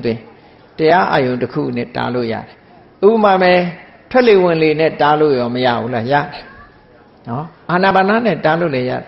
လောဘဖြစ်ရင်ကိုယ့်အကိုအာနာပါနရှုနေလိုက်မိတ်ထားလိုက်ဒေါသဖြစ်ရင်လည်းအာနာပါနရှုနေလိုက်မိတ်ထားလိုက်မောဟဖြစ်ရင်လည်းအာနာပါနရှုနေလိုက်မိတ်ထားလိုက်ဟောမိတ်ထားလိုက်လို့ရှိရင်မြင်သမျှအာယုံကြားသမျှအာယုံနမ်းရှုသမျှအာယုံနော်လည်းရသမျှအာယုံခန္ဓာကိုယ်ထိတွေ့သမျှအာယုံစိတ်ကူးသမျှအာယုံတွေပေါ်မှာကြည့်စိတ်ကိုတားပြီးသားဖြစ်သွားတယ်တဲ့ဒီစနစ်တွေကိုမြတ်စွာဘုရားဟောတာပါအလုံးဟာထွက်ပေါက်ရှိအဲ့ဒီထွက်ပေါက်တွေကထွက်နိုင်မှုအရေးကြီးတာထွက်ပေါက်တွေကမထွက်ရင်ဘာဖြစ်မလို့ဆိုရင်အေးလောဘဖြစ်ရင်လည်းဆက်ဖြစ်နေမှာပဲဒေါသဖြစ်ရင်လည်းဆက်ဖြစ်နေမှာပဲဆက်ဖြစ်ရင်ဘာဖြစ်တုံးဆိုရင်လောဘဖြစ်ရင်မနောကံကနေပြီးတော့ဘာပါလာမလို့ဆိုဝစီကံပါလာဝစီကံကနေပြီးကာယကံပါလာနော်အဲ့ဒါလိုတွေဖြစ်လာနိုင်တယ်ပေါ့အကုသိုလ်တွေကတိုးတဲ့တိုးများတဲ့များလာနိုင်တဲ့အခြေအနေတွေကိုဖြစ်လာနိုင်တယ်လို့ဒီလိုဆိုတာဒါကဝိနောပမသုတ်တံရဲ့ပထမပိုင်းမှာမြတ်စွာဘုရားကစိတ်ကိုတားမြစ်ဖို့ မကောင်းတဲ့အာယုံဘက်ကိုသွားတဲ့စိတ်ကိုအခုပုံစံနဲ့တားပါလို့တားမြစ်ပုံတားမြစ်နည်းကိုဟောလိုက်တာနော်အဲ့လိုတားမြစ်တယ်ဆိုတဲ့နေရာမှာအကျဉ်းချုပ်ပြောလိုက်တဲ့အခါကျတော့မြတ်စွာဘုရားဟောတဲ့တရားကိုကြားဘူးနာဝမရှိတဲ့ပုဂ္ဂိုလ်နာလည်းမနာဘူးဘုရားရဲ့အဆုံးအမဩဝါဒလည်းမရဘူးဘုရားထံကအဆုံးအမဩဝါဒလည်းမရဘူးသူတော်ကောင်းတွေရဲ့ထံကအဆုံးအမဩဝါဒလည်းမရဘူးဆိုတဲ့ပုဂ္ဂိုလ်တယောက်ဟာတဲ့ဟောဒီအာရဏ6ပါးနဲ့ပတ်သက်လာလို့ရှိရင်နော်အာရဏ6ပါးနဲ့ပတ်သက်လာလို့ရှိရင်ဘာမှပိတ်ဆို့ဆောင်စည်းခြင်းမရှိတော့ကာမဂုဏ်အာယုန်တွေအပေါ်မှာလူတွေဟာစိတ်တိုင်းကြကာမဂုဏ်အာယုန်ထဲမှာစိတ်တွေကိုလွတ်ထားတော့ခုနကစဘာကင်းကြီးတဲ့နွားစိတ်ရှိတိုင်းစားသလိုပဲနော်လူတွေရဲ့စိတ်ဟာကာမဂုဏ်အာယုန်ထဲမှာပျော်ကျင်တိုင်းပျော်ပါကျင်တိုင်းပါပြီးတော့ကာမဂုဏ်အာယုန်တော်ကြီးထဲမှာပဲဒီလိုပဲနေမွန်းသွားကြမယ်ဆိုတော့တန်တရားဝကထွက်ပေါက်ဆိုတာလုံးဝမရှိလူဘဝတစ်ခါဆုံးသွားတယ်ရောက်ချင်တဲ့ဘဝရောက်သွားရင်တစ်ခါပြန်ပြီးတော့ကံကောင်းလေးထောက်မှတဲ့အခါလူပြန်ဖြစ်တယ်ပျော်လိုက်တယ်ပါလိုက်တယ်ဘာအသိမှမရှိဘူးသွားပြန်ရောတဘဝတိရစ္ဆာန်ဖြစ်ပြန်ရောသွားပြန်ရောတဘဝနော်ပြိတ္တာဖြစ်တယ်သွားပြန်ရောဆင်းရဲဒုက္ခတွေငရဲကြရင်လည်းဆင်းရဲဒုက္ခတွေအော်ဟစ်ညည်းညူပြီးတော့ကံကုန်လို့လွတ်လာပြန်တော့တပုံရောက်ပြန်တယ်ကာမဂုဏ်အာယုန်တွေထဲမှာပျော်ပြီးတော့ဒီလိုပဲနေဦးမှာပဲဘယ်တော့မှလည်းထွက်ပေါက်ကိုစဉ်းစားမှလည်းမဟုတ်ဘူးထွက်ပေါက်မဲ့လမ်းကိုလည်းပဲမသိနိုင်ဘူးတဲ့ပုထုဇဉ်တွေရဲ့အနေထားကိုပမာဒမိတ်လျော့နေတယ်လို့ဆိုတာကာမဂုဏ်အာယုန်ကဲစဉ်းစားကြည့်နော်အခုကဘာမှာတန်ပေါင်း6000ကျော်9000လောက်လူရှိနေလူဦးရေတွေရှိနေအဲ့ဒီလူဦးရေတွေထဲမှာကာမဂုဏ်အာယုန်ပျော်ပါမှုတွေကိုစိတ်ကိုလွတ်ထားတဲ့လူနဲ့မလွတ်ဘဲနဲ့တရားအာယုန်ဘက်ကိုဆွဲယူထားတဲ့ပုဂ္ဂိုလ်ဘယ်နှဦးဘလောက်များกว่าခြားမလို့ကိန်းကနန်းချင်းပဲရှင်းကြည့်အောင်ပေါ့တန်ပေါင်း6000 9000လောက်လူတွေတဲ့တတန်းပြည့်အောင်ကာမဂုဏ်အာယုန်တွေကကိုယ်စိတ်ကိုဆွဲထုတ်နိုင်တဲ့လူမရှိဘူးအင်တမများတယ်တခြားနေရာတွေမကြည့်နဲ့ကိုယ့်ရက်ွက်ကိုယ့်ဒေသပဲကြည့်အောင်နော်တရားအာယုန်ဘက်ကိုရောက်ဖို့ဆိုတဲ့လူဟာအင်တမနဲတယ်လေဆွဲထုတ်မယ်ဆိုအင်တမနဲတယ်ဆွဲထုတ်နိုင်တဲ့လူဟာအင်တမနဲတယ်အဲ့တော့ဒီဥယျာဉ်တွေနဲ့ရှင်ကြည့်လိုက်မယ်ဆိုလို့ရှိရင်တန်တရားထဲမှာလဲမဲ့လူတွေကအများကြီးပဲဖြစ်နေတယ်ပေါ့ဒါကိုဆိုလိုတာနော်အဲ့ဒါကြောင့်မို့လို့စိတ်ဆိုတာကာမဂုဏ်အာယုန်တွေထဲမှာလွတ်ထားလို့ရှိရင်မျက်ခင်းစိမ့်စိမ့်စဘာခင်စိမ့်စိမ့်ထဲမှာဝင်ပြီးတော့နွားတွေစိတ်ရှိတရှိမေ့မေ့မျောမျောစားနေလို့ပိုင်ရှင်နဲ့တွေ့တဲ့အခါမှာအထုခံရအနှက်ခံရဒဏ်တက်ခံရနဲ့ဆိုတာတွေကဘာတွေနဲ့တူတော့ဆိုတော်ကြတိရစ္ဆာန်ဖြစ်လိုက်တော်ကြငရဲကြလိုက်တော်ကြပြိတ္တာဖြစ်လိုက်နဲ့ဘဝတွေမှာအဆင်းရဲဒုက္ခတွေအမျိုးမျိုးခံငရဲရောက်ရင်တော့အော်မယ်နော်အော်ရမှာပဲငရဲရောက်တယ်ပြိတ္တာရောက်တယ်တိရစ္ဆာန်ဖြစ်တယ်ဆိုရင်လည်းခိုင်းနေမြငုံခံဒီလိုပဲသွားမှာပဲဒါတွေကဘာလို့ဆိုလွတ်ထားတော့ခုနကစိတ်ဆိုတဲ့နွားကိုလဲစဘာခင်းနေတဲ့မှာစားနေတာကိုမထိမ့်သိမ့်သည့်အတွက်ကြောင့်လွတ်ထားလို့ခံရတဲ့ဓာတ်တွေကအများကြီးပဲပေါ့အဲ့လိုတန်တရားထဲမှာလည်းပဲအဲ့လိုဖြစ်နေတယ်လို့မြတ်စွာဘုရားကတင်စားပြီးတော့ဟောတာဒါကြောင့်မို့လို့ဘာလို့ရမလဲဆိုရင်မျက်စိနာနာလျှာကိုယ်စိတ်လို့ဆိုတဲ့ဒီအာရဏ6ပါးအာရဏ6ပါးကိုလုံခြုံအောင်ထိမ့်သိမ့်ဆောက်ရှောက်ရမယ်တတိနဲ့လုံခြုံအောင်ထိမ့်သိမ့်ဆောက်ရှောက်မြတ်စွာဘုရားစီကနီးလန်းရတဲ့ပုဂ္ဂိုလ်တွေကြတော့ကြည့်လောဘဖြစ်တဲ့အာယုံဘက်ကိုမလိုက်နဲ့အတုပတင်ညာနဲ့တာဒေါသဖြစ်မဲ့အာယုံဘက်ကိုမလိုက်နဲ့မေတ္တာနဲ့တာမောဟဖြစ်မဲ့အာယုံဘက်ကိုမလိုက်နဲ့အသိဉာဏ်နဲ့ဆင်ញင်စဉ်းစားဆိုတဲ့ဤစနစ်တွေနဲ့စိတ်ကိုထိမ့်သိမ့်ဆောက်ရှောက်တဲ့အခါမှာစိတ်ကလေးကိုအနိုင်ရလိုက်ပြီဆိုတဲ့အခါမှာစိတ်ကလေးဟာကိုယ့်ရဲ့ကာမဂုဏ်အာယုန်တွေပေါ်မှာမပျော်ပိုက်တော့ပဲနဲ့ကိုယ့်ရဲ့တဏ္ဍာမှာပဲဒီထားတဲ့နေရာမှာပဲစိတ်ကလေးဟာတည်ငြိမ်ပြီးတော့သွားတယ်တရားအာယုန်ဓမ္မအာယုန်နဲ့တည်ငြိမ်ပြီးတော့အပြစ်ကင်းတဲ့အာယုန်လေးပေါ်မှာတည်ငြိမ်သွားတယ်ဆိုပါစို့ပြောမယ်ဆိုလို့ရှိရင်တမာတိကျင့်စဉ်လေးတစ်ခုကျင့်လိုက်လို့ပထမဇန်လေးရသွားတယ်စိတ်လေးတည်ငြိမ်သွားတာနော်အဲ့ဒီတည်ငြိမ်သွားတဲ့အကျိုးကျေးဇူးကဘယ်လောက်ရှိတုံးဆိုလို့ရှိရင်ပြမပြေသွားမဟာကတ်တစ်ခါလုံးမဟာပြမအဖြစ်နဲ့ဆိုလို့ရှိရင်ကဘာတကတ်ရှိကြတဲ့တက်တန်းရှိကြတဲ့ဘဝကိုရောက်သွားတယ်နော်ဒုတိယဇန်ဘဝရောက်သွားရင်ဒီတဲ့မြင့်တဲ့တက်တန်းတွေနဲ့ပြမပြေမှာချမ်းသာတာ ဆင်းရဲဒုက္ခမရှိဘဲနဲ့ဒီလိုတက်သွားတယ်ဟောအဲ့ဒါလို့စိတ်တည်ငြိမ်အောင်ထိမ့်သိမ်းဆောက်ရှောက်နိုင်ပြီနောက်ဆုံးမှကာမဂုဏ်အာယုန်တွေကလုံးဝလွတ်ကင်းပြီးတော့ဒီတဘာဝတရားကိုဆင်ញင်သုံးသပ်နိုင်လို့ကိလေသာတွေအလုံးဖယ်ရှားနိုင်ပြီဆိုရင်ထာဝရငြိမ်းတဲ့နိဗ္ဗာန်မှာအာယုန်ပြုပြီးတော့နေနိုင်သွားတယ်အငြိမ့်တဲ့ပုံမှာတခါတည်းငြိမ်ဝတ်သွားတယ်လုံးဝထာဝရငြိမ်းသွားနိုင်တယ်ပေါ့ဒါဟာမြတ်စွာဘုရားစိတ်နဲ့ပတ်သက်ပြီးတော့ဟောထားတဲ့ဝိနောပမသုတ်တံမှာလာတဲ့ကျင့်စဉ်တစ်ခုပဲပေါ့ရှေ့ပိုင်းကနေပြီးတော့စိတ်ကိုလောဘဖြစ်မယ်ဒေါသဖြစ်မယ်မောဟဖြစ်မယ်ဆိုလို့ရှိရင်အဲ့ဒီအာယုံပေါ်မှာစိတ်မသွားအောင်တားပြီးတော့ကောင်းတဲ့အာယုံလေးပေါ်မှာစိတ်ငြိမ်အောင်ထားလို့တမာတိစွမ်းအားနဲ့စိတ်ကိုငြိမ်အောင်ထားလို့ဒီလိုဟောတာကဲအဲ့ဒါလို့ဟောလို့ရှေ့ပိုင်းမှာအောင်မြင်သွားတာဟုတ်ပြီနောက်ကျင့်စဉ်တစ်ခုဝိပဿနာကျင့်စဉ်တစ်ခုမြတ်စွာဘုရားဆက်ပြီးတော့ဟောတယ်ဒါကသမထကျင့်စဉ်နဲ့စိတ်ကိုငြိမ်အောင်လုပ်တဲ့နည်းနော်သမထကျင့်စဉ်နဲ့စိတ်ကိုငြိမ်အောင်လုပ်လိုက်တာပထမဇန်ရမယ်ဒုတိယဇန်ရမယ်တတိယဇန်ရမယ်သရုပ်ထဇန်ရမယ်စိတ်ကလေးကငြိမ်သွားတဲ့အာယုန်တစ်ခုပေါ်မှာယက်တိသွားပြီးတော့ပြီတန်တရားဝကလွတ်ပလားဆိုမလွတ်သေးဘူးလှုပ်ရှားတွေကြံသေးတယ်အဲ့ဒါကြတော့မြတ်စွာဘုရားဥပမာတစ်ခုနဲ့ဟောတယ်ရှေးတုန်းကတဲ့တိုင်းပြည်အုပ်ချုပ်တဲ့ဘုရင်ကြီးသို့မဟုတ်တိုင်းပြည်မှာအရေးပါအရာရောက်တဲ့အမတ်ချုပ်ကြီးသူတို့ကစောင်းဆိုတာကိုစောင်းတန်ကိုကြားတဲ့အခါစောင်းဆိုတာ तू မသိဘူးစောင်းကို तू မသိဘူးစောင်းတန်လေးတဲ့ကြားတဲ့အခါမှာစောင်းတန်ဆိုတာအမြဲတမ်းตาရတယ်ပေါ့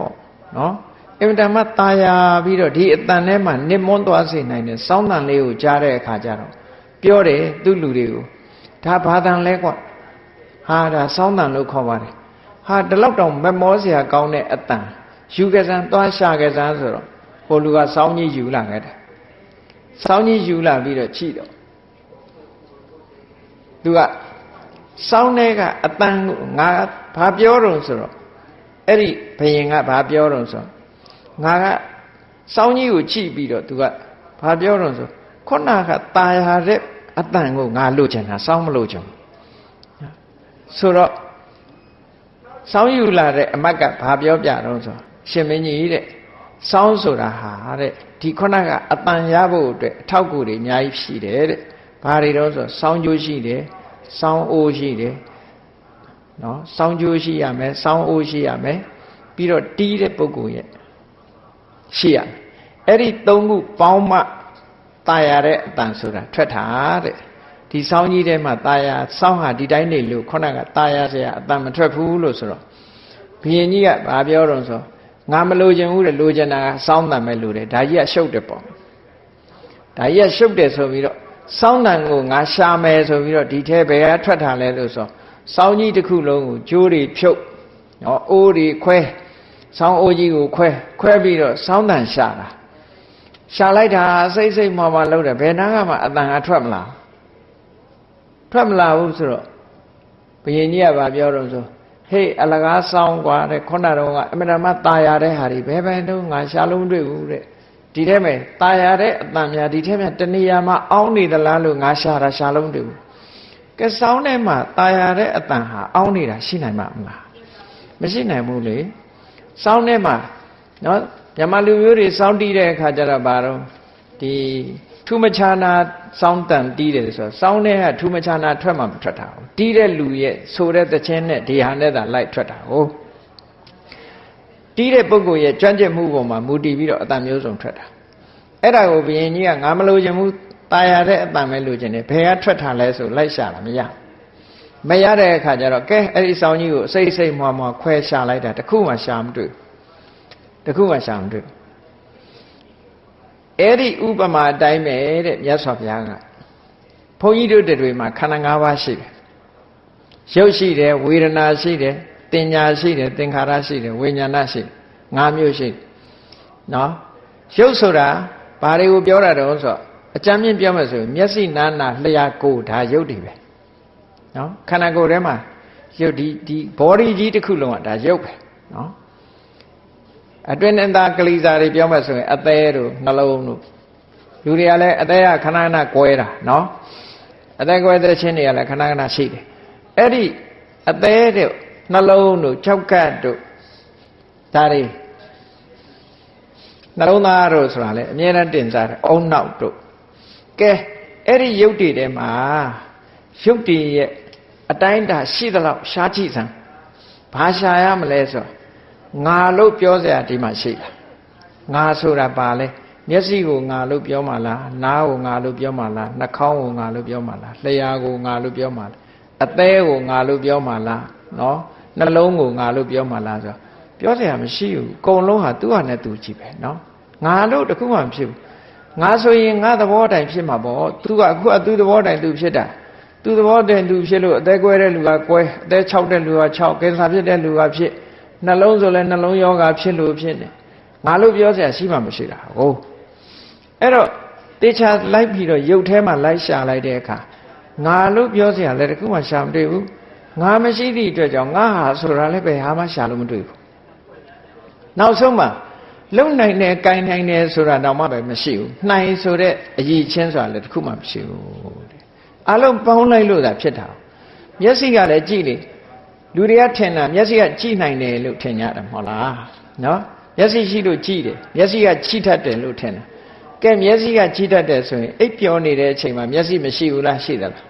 ။ရှိတယ်ကြည့်တတ်ကြလား။မကြည့်တတ်ဘူး။ဘာလို့မကြည့်တတ်တာလဲဆိုတော့အဲ့ဒီအချိန်မှာစိတ်ကဘဝင်စိတ်ပဲရှိတော့ဘဝင်စိတ်ကြီးရှိတော့မျက်စိရှိရတဲ့နဲ့မမြင်ဘူးကြောင်တောင်ကန်းဆိုတာအဲ့ဒါခေါ်တာအိတ်နေတဲ့အချိန်မှာမမြင်ဘူးလူဟာနော်အိတ်နေလို့ဒါမို့အိမ်မော်တက်သခိုးခိုးသွားတာနားလည်းကြားလိုက်တာမဟုတ်ဘူးနော်လူကသာအိတ်နေတာမဟုတ်နားလည်းအိတ်တာပဲအဲ့ဒီအချိန်မှာဒါကြောင့်မို့လို့ဒီလိုဖြစ်တာကိုအဲ့တော့တေချာစဉ်းစားကြည့်လိုက်လို့ရှိရင်မျက်စိကမြင်တယ်ဆိုတာအစင်းအာယုံကစက္ကုပ္ပတာရကိုလာထိခိုက်တယ်ထိခိုက်တဲ့အချိန်မှာဒီနှစ်ခုပေါင်းစပ်မှုထိခတ်မှုစွမ်းအားနဲ့မြင်သိစိတ်ကလေးပေါ်လာတယ်မြင်သိစိတ်ပေါ်ပြီးတော့နောက်ဆက်တွဲစိတ်တွေပေါ်လာလို့မြင်တယ်ဆိုတာဖြစ်ရတာကိုသူတစ်ခုတည်းမြင်တာမဟုတ်ဘူးလေနားကလည်းထို့တူပဲအတန်နဲ့နားနဲ့လာရိုက်ခတ်တဲ့အခါမှာကြားသိစိတ်လေးပေါ်လာတယ်ပေါ်လာတဲ့အခါမှာစိတ်အစဉ်တွေဖြစ်ပြီးတော့မှကြားတယ်ဆိုတာပေါ်လာတာအနုဆိုမကြားဘူးလေအိပ်ပျော်နေတော့တလောတော့ကဆက်ဆန်းမှတခါတည်းပေါက်ကွဲသွားတာမကြားတော့မကြားလိုက်ဘူးမကြားတဲ့လူတွေအများကြီးပဲကြားတဲ့လူတွေလည်းကြားနားမရှိလို့မကြားတာမဟုတ်ဘူးရှိတယ်နော်အဲ့ဒါကြည့်မယ်ဆိုလို့ရှိရင်ကြည့်လေ तू ကပေါင်းစပ်မှစွမ်းအားဆိုတာရလာတာပေါင်းစပ်မှရတာတခုတည်းဆိုရင်မရဘူးမရသည့်အတွက်ကြောင့်အဲ့ဒီအတိုင်းတာတွေကိုလေ့လာသုံးသပ်ကြည့်လိုက်မယ်ဆိုရင်ငါလို့ပြောစရာလည်းတခုမှမရှိဘူးငါဟာလို့ပြောတာတခုမှလည်းမရှိဘူးငါမြင်နိုင်တယ်ငါကြားနိုင်တယ်ဆိုတာလည်းတခုမှမရှိဘူးပေါ့အကြောင်းအကျိုးညီညွတ်ရင်မြင်မယ်အကြောင်းအကျိုးညီညွတ်ရင်ကြားမယ်အကြောင်းမပြည့်စုံရင်မကြားဘူးအကြောင်းမပြည့်စုံရင်မမြင်ဘူးဒီလိုဖြစ်တာမဟုတ်လားအဲ့တော့ရုပ်ကိုဆန်းစစ်ကြည့်လိုက်တဲ့အခါမှာရုပ်ရဲ့အတိုင်းတာတစ်ခုကိုကြည့်လိုက်လို့ငါဆိုတာလည်းရှာမတွေ့ဘူးဝေဒနာကိုလေ့လာသုံးသပ်ကြည့်တဲ့အခါမှာလည်းဝေဒနာမှာငါဆိုတာလည်းမတွေ့ဘူးငါဟာဆိုတာလည်းမတွေ့ဘူးတင်ညာကိုဆင်ញင်သုံးသပ်ကြည့်လိုက်တဲ့မသိစိတ်တွေငါဆိုတာလည်းမရှိဘူးငါဟာဆိုတာလည်းမရှိဘူးသင်္ခါရဆိုတဲ့လှုပ်ရှားမှုတွေစိတ်ဆော်မှုတွေတွေးချမှုတွေလေ့လာကြည့်လိုက်တဲ့အခါမှာလည်းပဲအဲ့ဒီထဲမှာလည်းငါဆိုတာမရှိဘူးငါဟာဆိုတာလည်းမရှိဘူးအကြောင်းတရားကြောင့်သာဖြစ်ပေါ်လာတာနော်ဟေတုတံပါရပစ္စယအကြောင်းတရားတွေစုပေါင်းပြီးတော့မှဓမ္မဓမ္မေဇနင်းတိဓမ္မကဓမ္မတစ်ခုကိုဖြစ်စေတာတဘာဝတရားတစ်ခုကတဘာဝတရားကိုဖြစ်စေတာနော်လူကဖြစ်စေတာလည်းမဟုတ်ဘူးပေါ့နော်အကြောင်းတရားတွေပေါ်လာတဲ့အခါမှာဖြစ်ပေါ်လာတယ်အကြောင်းတရားတွေချုပ်ငိမ့်သွားတဲ့အခါချုပ်ငိမ့်သွားကြတယ်အဲ့ဒါကြောင့်မို့လို့ငါလို့ပြောစရာလည်းမရှိဘူးငါဟာလို့လည်းပြောစရာမရှိဘူးဒီတိုင်းပဲမျက်စိနားနာလျှာကိုယ်စိတ်အာယုန်တွေထဲမှာဖြစ်သမျှတွေကြည့်လိုက်မယ်ဆိုရင်ငါလို့ပြောစရာလည်းမရှိဘူးငါဟာလို့ပြောစရာလည်းမရှိဘူးလို့ဒီလိုမြတ်စွာဘုရားကဝိနောပမသုတ်တံမှာဟောကြားထားတာဖြစ်ပါတယ်ဒါကတော့ဝိပဿနာဉာဏ်နဲ့စွမြင်သုံးသပ်ကြရမှာဖြစ်တယ်အခုလိုဆင်ញင်သုံးသပ်နိုင်တာလဲဝိပဿနာဉာဏ်အတွက်အမတန်မှတန်ဖိုးရှိတဲ့လမ်းကြောင်းကိုပေးထားတာပဲပေါ့နော်ဒါတွေကိုဆင်ញင်စဉ်းစားတတ်ဖို့လိုတယ်ကဲဘယ်လိုဆင်ញင်စဉ်းစားဒီဆင်ញင်စဉ်းစားတယ်ဆိုတာဘာနဲ့ဆင်ញင်စဉ်းစားတာတော့ဆိုတမ္မာဒိဋ္ဌိမှန်ကန်စွာမြင်မှုမှန်ကန်စွာမြင်တယ်ဆိုတာယုတ်တရားနံတရားတွေပေါ်မှာအမှန်မြင်လာတာတမ္မာဒိဋ္ဌိအဲ့ဒါလို့အမှန်မြင်တာဘာကြောင့်မြင်လို့ဆိုရင်တမ္မာသင်္ကပ္ပမှန်တွေးနိုင်လို့မြင်တာ အမှန်မြင်အမှန်တွေးပြီဆိုရင်ဘာလုပ်ရမှာလုပ်ရတမ္မာဝါယာမအမှန်ကြိုးစားအထောက်အမှန်ကြိုးစားအထောက်တယ်ဆိုတာကိုယ်တဏ္ဍာမှာလောဘတွေမဖြစ်အောင်ဒေါသတွေမဖြစ်အောင်ထိမ့်သိမ့်တာဒါကြိုးစားတယ်လို့ခေါ်တယ်ဖြစ်လာတဲ့လောဘဒေါသမောဟတွေကိုဖယ်ရှားဖို့ကြိုးစားတယ်မဖြစ်သေးတဲ့အသိဉာဏ်တွေဖြစ်ပေါ်လာအောင်ကြိုးစားတယ်ဒါမှန်ကန်တဲ့ကြိုးစားမှုလို့ခေါ်တယ်ကြိုးစားလာပြီဆိုလို့ရှိရင်အာယုန်နဲ့တတိအမြဲတမ်းထားဘုန်းကြီးတို့တွေအမှတ်တမဲ့နေလို့ရှိရင်ကိုယ်စိတ်လေးကိုကိုယ်ပိုင်တယ်လို့ထင်နေကြတယ်ဒါတတိမဲ့သွားလို့ဖြစ်တာဒါကြောင့်မို့လို့အမှန်ကိုသိဖို့အတွက်တတိရှိနေရတတိရှိမှအမှန်ကိုသိနိုင်တယ်ဟောနောက်တစ်ခါတတိရှိုံနဲ့မပြီးဘူးစိတ်ကလေးတည်ငြိမ်မှုဆိုတဲ့တမာတိရှိဖို့လိုအပ်သေးတယ်အဲ့ဒီတမာတိရှိပြီဆိုတော့မှဒီအသိပညာဆိုတာဖြစ်လာတယ်အဲ့တော့ဒီတရားဓမ္မကိုသိဖို့ဆိုတာအရေးကြီးဆုံးကဘာတွေလဲလို့ဆိုရင်တမ္မာဒိဋ္ဌိရယ်တမ္မာသင်္ကပ္ပရယ်တမ္မာဝါယာမရယ်တမ္မာတတိရယ်တမ္မာသမာဓိရယ်ဒီ၅ခုပဲမက္ခင်၅ပါးဒါဖြင့်တမ္မာဝါစာတမ္မာကမ္မန္တတမ္မာအာဇီဝဆိုတဲ့မက္ခင်၃ပါးကအလကားလားလို့ဆိုတော့မဟုတ်အထောက်အကူပြုတာသူတို့ကနော်အထောက်အကူမရှိရင်မဖြစ်ဘူးဥပမာပဲပန်းအလှစိုက်ချင်တယ်ဆိုလို့ရှိရင်အောက်ကပန်းအိုးတို့ပန်းစိုက်เสียနေရာတို့မရှိရင်ဖြစ်ပါမလားနော်အဲ့ဒီပန်းဟာဘလောက်လှစိုက်เสียနေရာရှိမှသူကဖြစ်တာလေအဲ့ဒါလိုပဲခုနကတမ္မာဒိဋ္ဌိတမ္မာသင်္ကပ္ပတမ္မာဝါယာမတမ္မာတတိတမ္မာသမာဓိဆိုတဲ့မက္ခင်၅ခုအလုံးလုံးနိုင်ဖို့အတွက်အထောက်အကူပြုတာကတမ္မာဝါစာတမ္မာကမ္မန္တတမ္မာအာဇီဝဆိုတဲ့သီလပဲကိုချင်းသီလဘောကိုယက်တည်လိုက်တဲ့အခါဘာဖြစ်လာကိုချင်းသီလရှိသည့်အတွက်ကြောင့်လူတွေမှာအပြစ်ကင်းတယ်အပြစ်ကင်းတဲ့အခါကျတော့ကိုယ်သီလလေးကိုတွေးလိုက်လို့ရှိရင်စိတ်ငြိမ်းချမ်းတယ်ငြိမ်းချမ်းတော့ဝမ်းသာတယ်ဝမ်းသာတော့ဘာဖြစ်လဲကြည်နူးတယ်ကြည်နူးတော့ကိုယ်လည်းအေးချမ်းတယ်စိတ်လည်းအေးချမ်းအေးချမ်းတော့ဘာဖြစ်လဲချမ်းသာတယ်ချမ်းသာတော့ဘာဖြစ်တုံးဆိုရင်စိတ်တည်ငြိမ်တယ်စိတ်တည်ငြိမ်တော့မှယထာဘူတညာနာတနာဟောတမာတိကိုလမ်းခင်းပေးထားတာသဘောကနော်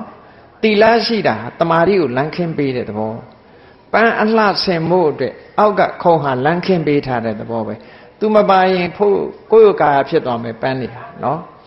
အဲ့ဒီပါသည့်အတွက်ကြောင့်ဒီပေါ်မှာအခြေစိုက်ထားသည့်အတွက်ကြောင့်တမာတိလည်းဖြစ်လာနိုင်တယ်ပညာလည်းဖြစ်လာနိုင်တယ်လို့ဒီလိုဆိုလို့တာအဲ့တော့အလုံးစုလိုက်တဲ့အခါမှာဝိပဿနာကျင့်စဉ်တစ်ခုကျင့်နေစား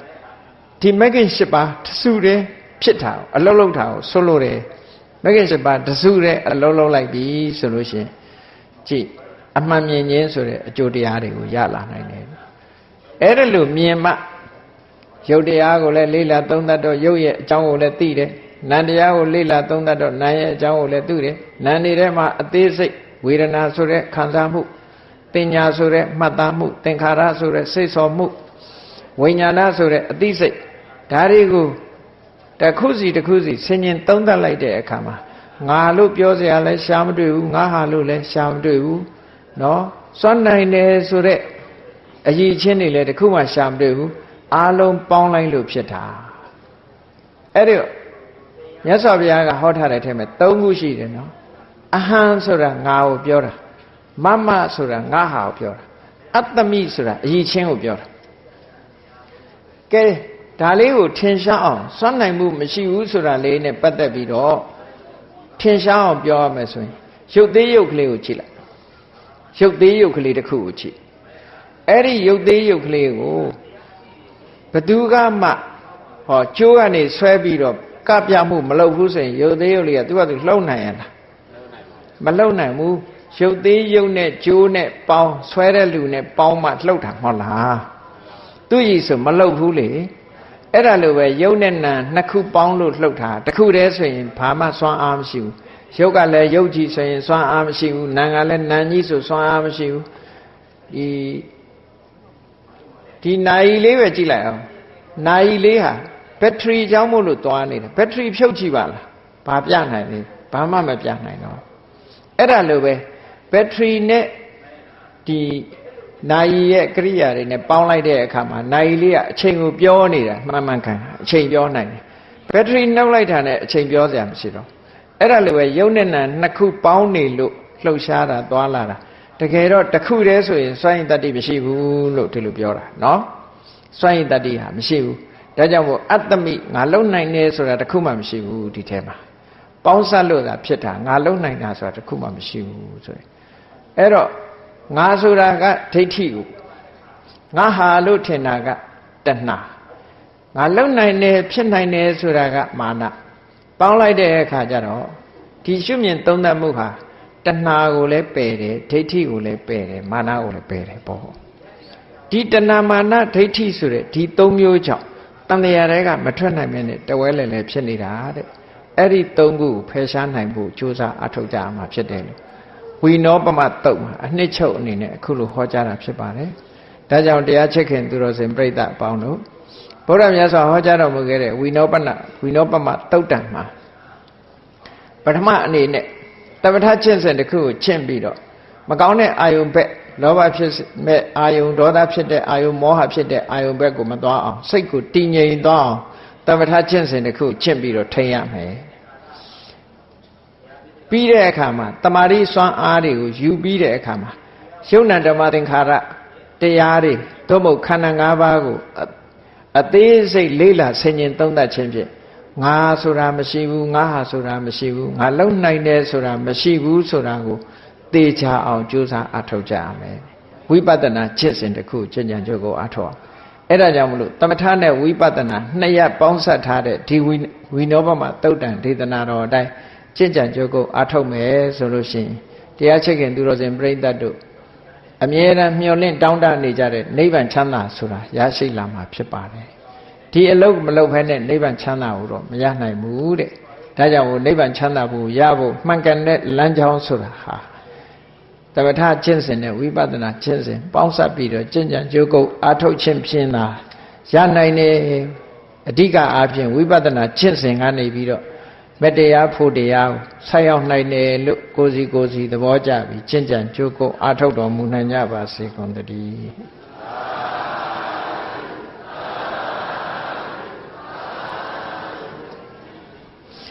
ကဲမေတ္တာပို့ရတတ္တဝါများစွာဖေးရန်กว่าချမ်းသာကြပါစေမေတ္တာရေချမ်းသွန်ကားဖြံငြိမ်းချမ်းကြပါစေမေတ္တာရေချမ်းသွန်ကားဖြံငြိမ်းချမ်းကြပါစေသက်ရှိချမ်းသာစိတ်ချမ်းသာလိုရာဆန္ဒပြည့်ပါစေသက်ရှိချမ်းသာစိတ်ချမ်းသာလိုရာဆန္ဒပြည့်ပါစေဖုံလန္တဒုက္ခပင်ကစားမေတ္တာပုံနေတုသင်္ကမမနောတရတိတဗေတံပဝါယန္တုဒုက္ခန္တကမေတ္တာပုံနေတုသင်္ကမစုပေါင်းပို့အပ်မေတ္တာတဟုရောင်မြူပါဝင်းငွေလမင်းနှင့်ရောင်ချင်းရှဲယုံပေါင်းဆောင်ရခြင်းကြောင့်တဗေတံကျွမဲ့ဥဒ္တုံလုံးစုံများစွာတတ္တဝါတို့ဤမနောတရတိမြင်မြဖြူစင်အေးကြည်လင်းသည့်ရေစင်ပြည့်တင်းစိတ်နှလုံးတည်ဟုသောရေအိုင်ကြီးအတွင်း၌ဒုက္ခပင်ကစင်ထာဝရအေးမြကြည်သာတာယာပွင့်လန်းချမ်းသာဒုက္ခတည်ဟုသောကုမုဒ္ဒရာကြာပန်တို့သည်ဖုံလန္တဝန္တာရှင်မြူဝမုံလူလျက်ကြည်နူးပွဲကြုံဖူးပွင့်ကြကုန်သည်ဖြစ်၍ဒုက္ခန္တကလေအောင်လေးတဲ့ရောရှက်သင်ပြန့်ပီတိတည်ဟုသောယနန်တို့သည်ဘဝယန္တုကောင်းစွာမသွေကြိုင်လည်၍နေကြပါစေကုန်သတည်း